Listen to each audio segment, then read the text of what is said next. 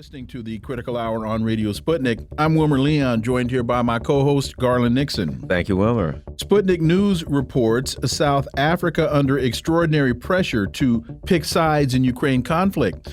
The president's remarks are in line with an earlier statement by Foreign Minister Naledi Pandor, who said that South Africa is ready to mediate a dialogue between Russia and Ukraine. For insight into this, we turn to our next guest. He holds the John J. and Rebecca Moore's Chair of History and African American Studies at the University of Houston. He's one of the most prolific writers of our time. His latest book is entitled Revolting Capital: Racism and Radicalism in Washington, D.C., 1900 to 2000. Dr. Gerald Horne, as always, sir, welcome back. Thank you for inviting me.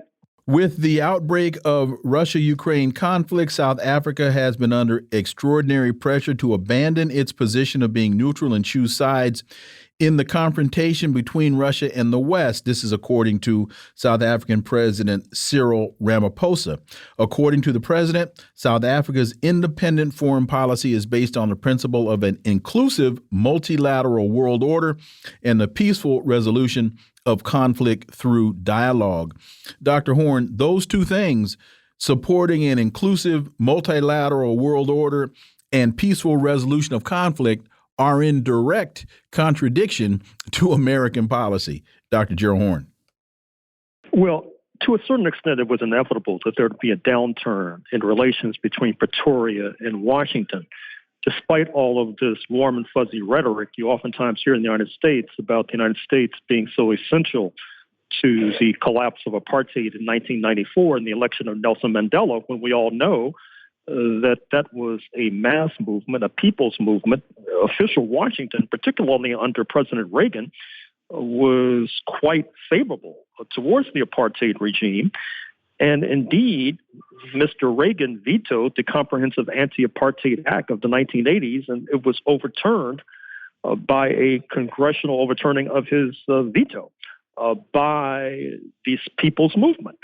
The immediate trigger for this latest instance of a downturn is the fact that the U.S. ambassador in Pretoria quite extraordinarily accused South Africa, the South African government, of using the Simonstown naval base in South Africa to ship arms to Russia. He said that he had virtual proof of this. The South Africans disagreed. They called him in for a dressing down. But as noted, this is just the latest instance of this downturn.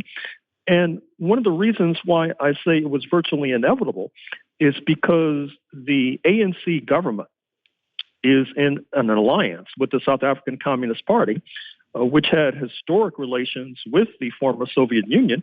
And in fact, of the post-1994 South African presidents, including Nelson Mandela, they were all at one time or another either members of or leaders of the South African Communist Party. And in fact, the previous president, Jacob Zuma, is said to be fluent in Russian.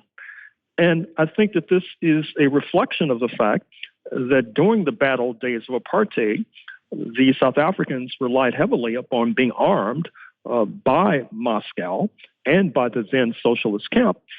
And relations have not improved, not least because South Africa is not part of BRICS, Brazil, Russia, India, China, South Africa, which is challenging the so-called Group of Seven led by the United States and the Western European countries, plus Canada and Japan. And in fact, the BRICS reputedly and reportedly have a larger economy than that of the Group of Seven. And so you're witnessing this historic transition that does not happen regularly. That is to say, the global hegemon being slowly but surely supplanted. And this particular global hegemon, speaking of the United States of America, does not plan to go down without a fight, without a tussle. That's why you have leading U.S. military figures threatening war against the People's Republic of China. That's why you have the United States pouring in billions of dollars in arms into the Ukraine theater. And in that regard, however, Washington has to be careful, because if you look at the New York Times today, there's a full-page ad from a number of leading figures, not only those you would expect, like Colombian University economist Jeffrey Sachs, but former U.S. ambassador to Moscow, Jack Matlock, who are complaining about this warmongering of the United States in Ukraine. That does not necessarily bode well for the continuation of this Ukrainian escapade. And one can expect the monstrous beast in Washington to strike out blindly as a result. And I'm afraid to say that South Africa might be one of the early victims of this process. Staying in Africa, Orinoco Tribune writes, Sudan's crisis and the hidden hands of the IMF. You know, it seems to me that one of the things that has happened with the Ukraine crisis is it's pulled scabs off these colonial sores and starting them to bleed again. And this is, I guess, an example of why the people in Africa are upset with the West. Your thoughts on the IMF and Sudan? Well, it's not just the International Monetary Fund, headquartered in Washington, D.C., and dominated by the Western Europeans and Washington. It's also the International Criminal Court. And in fact, it ties into the previous story because South Africa is also under pressure to somehow detain President Putin if he is so bold as to arrive at the BRICS summit in South Africa in a few months. This follows in the wake of South Africa being castigated by the North Atlantic powers after they did not detain President al-Bashir of Sudan when he was in South Africa before he was deposed. And this raises some very serious questions because it tends to discredit these organizations, which of course are hard to defend, to put it mildly, in the best of circumstances, because they basically are revealed as being no more than tools of the hegemon.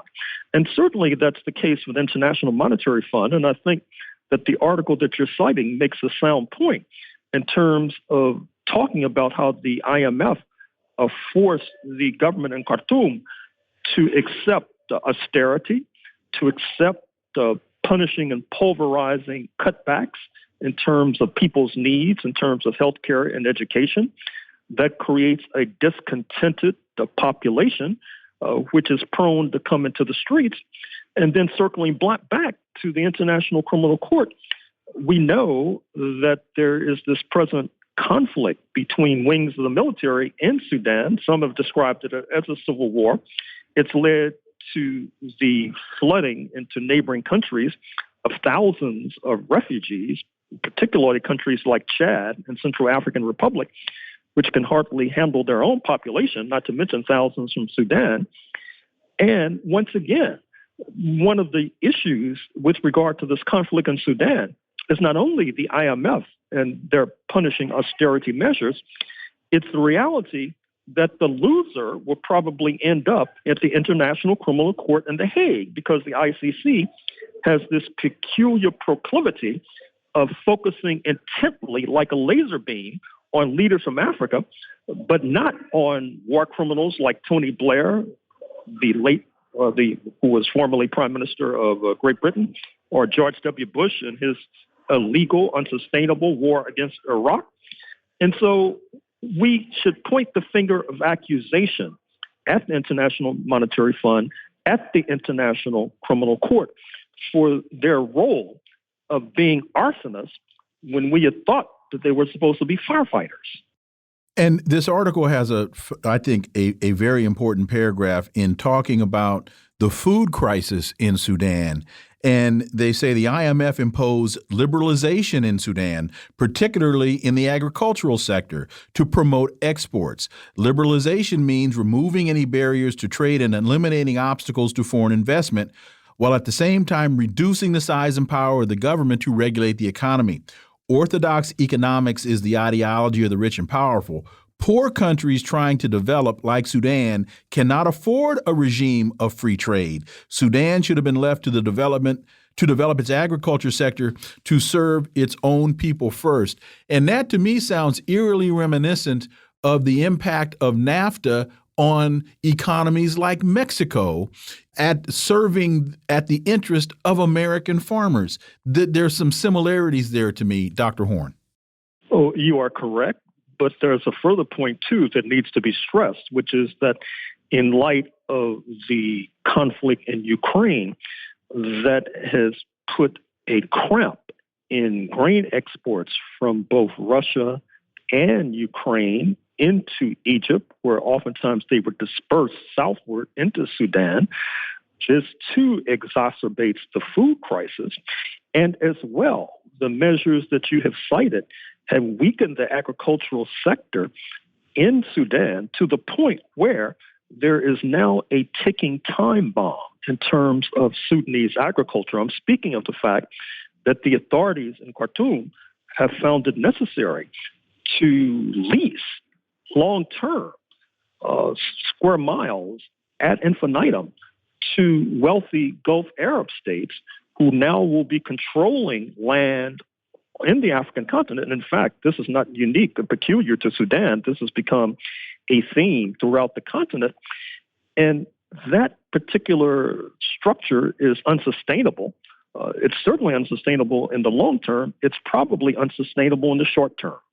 People's Dispatch, Colombian President Gustavo Petro warns of coup plot against him. Retired members of Colombia's military forces mobilized in Bogota on Wednesday to protest the president and call for his removal. I would imagine there's an ugly hand of imperialism somewhere behind that crowd of former Colombian military forces. Your thoughts, Dr. Horne? Well, you would be correct if you surmise in that fashion.